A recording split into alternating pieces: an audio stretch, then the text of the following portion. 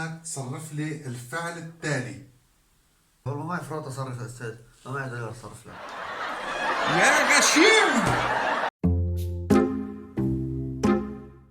الطائر الحر يولد أم يبيض؟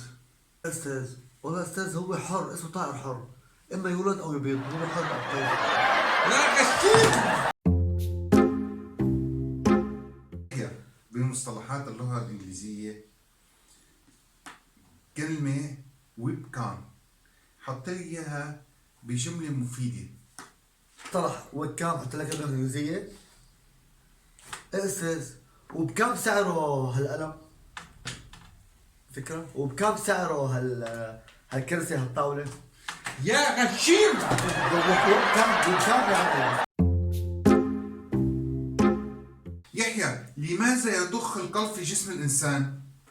لماذا يضخ القلب في جسم الإنسان؟ يضخ؟ عشان ما قاعد ترقص يا أستاذ، ما قاعد ترقص. يا غشيم.